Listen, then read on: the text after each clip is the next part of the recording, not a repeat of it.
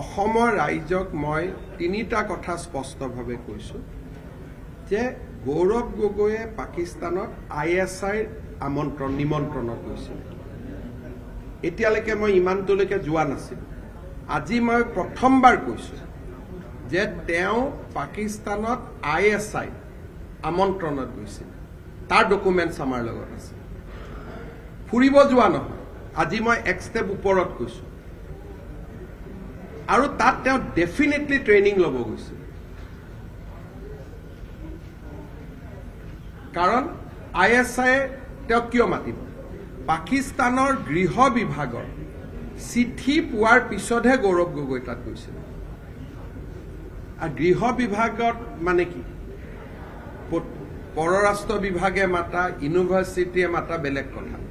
তেওঁ প্ৰত্যক্ষভাৱে পাকিস্তান চৰকাৰৰ আমন্ত্ৰণত তাতে গৈছিল আৰু চৰকাৰৰ বৈদেশিক পৰিক্ৰমা বা সাংস্কৃতিক বিভাগ নহয় ডাইৰেক্টলি পাকিস্তান চৰকাৰৰ গৃহ বিভাগৰ আমন্ত্ৰণত গৈছিল গতিকে কিমান ডেঞ্জাৰ বহুত অসমৰ সাংবাদিকে ভাবি আছে যে এটো মুখচুপতিৰ কথা হৈ আছে ইয়াত মুখচুপতি একো হোৱা নাই দুই এটা মই কালি দেখিছো প্ৰাগ টিভি NK টিভি কিবা NY টিভি তেওঁলোকে তো এটা ইস্যু বনায় হিমন্ত বিশ্ব শৰ্মাই কলে গুছিয়ে গল নিৰাপয় মানে ইয়াত লৰা ধেমালিৰ কথাই নাই it is a very serious matter আৰু ইয়াৰ পিছত ডাঙৰ একশন হ'ব এইটুক লৈ লৰা ধেমালি মুখ সুপতি কৰাৰ কোনো মিনিং নাই মই আজিও কৈছো যে 10 সেপ্টেম্বৰত যেতিয়া আপোনালোকে দেখিব আপোনালোকো আচৰিত হৈ যাব আৰু it is a very serious issue আৰু মুখ্যমন্ত্ৰী আসনৰ পৰা 24 ঘণ্টাৰ মুৰে মুৰে মই যেতিয়া কৈ আছো যে ইয়াৰ স্পষ্ট প্ৰমাণ আমাৰ হাতত আছে গতিকে আপোনালোকে মুখ্যমন্ত্ৰী এজনক বিশ্বাসও কৰিব লাগিব আৰু আপোনালোকৰ যি মৰম প্ৰীতি আছে আপোনালোকে টেগ কৰিবৰ কাৰণে সাজু হৈ থাকক it is a very very serious thing আজি মই আকৌ এবাৰ কৈছো মই কালি আৰু একো নুখুদিব পৰখি নুখুদিব চথা দিনা নুখুদিব মই 10 সেপ্টেম্বৰৰ দিনাখন সাংবাদিক মেলত আপোনালোকক মাতিম গোটেই কাগজখিনি দেখুৱাম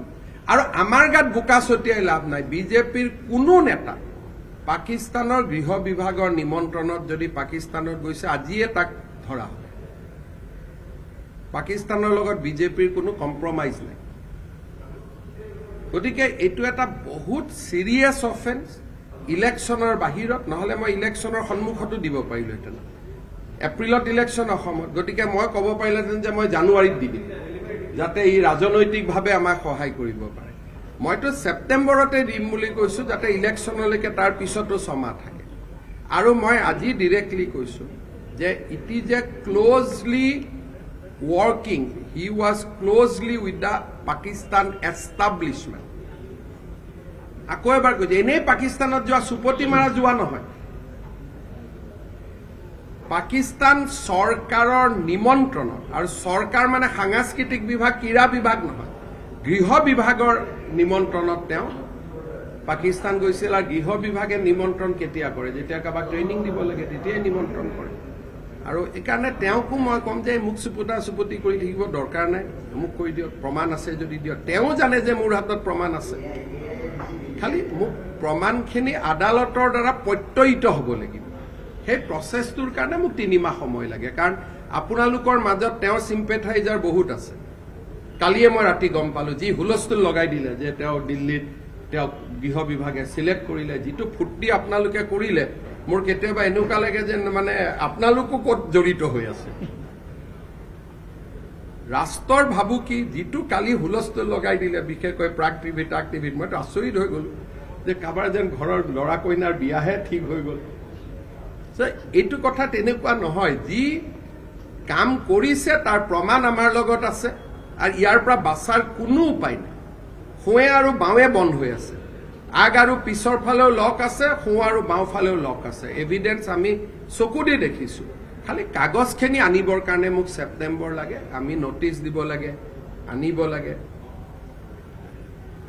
এটা কৈ এমবেসিয়ে কাগজ দিব ইট টেক্স টাইম 10 সেপ্টেম্বৰে ফাইনেল আৰু আজিৰ কথাখিনিৰ পিছত মোক আৰু কালি আপোনালোকে সুধি নাথাকিব নহলে অসমৰ মানুহে ভাবিব যে সিএম তোৰ একো কাম নাই খালি এইটোৱে কথা কৈ থাকে আপুনি বিচৰা বাতৰি পাব কেৱল নিউজ 18 এপত নিউজ 18 এপ ডাউনলোড কৰিবলৈ স্ক্যান কৰক এই QR কোড গুগল প্লে ষ্টৰতো পাব এই নিউজ 18 এপ